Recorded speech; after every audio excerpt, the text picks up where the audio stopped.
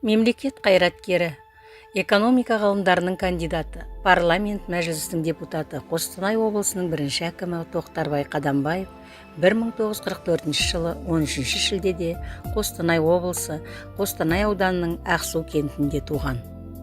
Әкесі Дәнекенов Қадамбай қарапайым жұмысшы болған. Анасы Зейнеп сауыншы болып жұмыс істеді.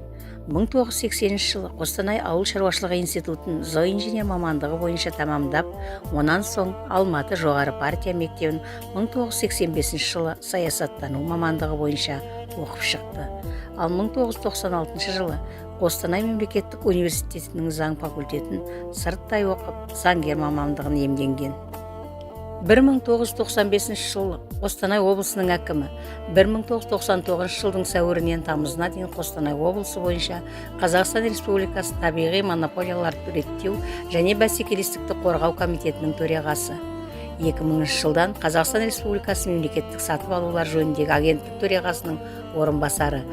Ал 2005 жылдан Қазақстан Республикасы Қаржы министрлігінің Қостанай облысы бойынша қаржылық бақылау және мемлекеттік сатып алулар жөніндегі басқармасының бастығы.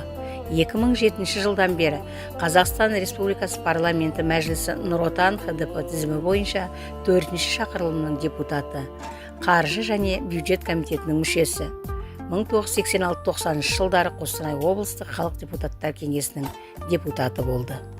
Биік мінбелерде жүрсе де, халқынан төмен екенін әсте есінен шығарған емес. Ел игілігіне лайықты үлес қосып, қажет кездерде түйткілді мәселелерді батылдық танытып шеше білді. Сонысы үшін де оны сыйлады, қасындағылар құрметтеді. Еңбегі еленді, лайықты ілтипат көрсетілді.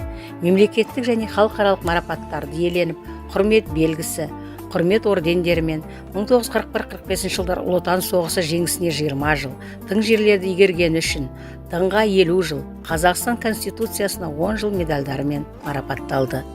Қажырлы еңбек пен табандылықтың арқасында өзінің өмір жолын көрікті өре білген Тоқтарбай ағамыз бүгінде ортасына сыйлы ел ағасы.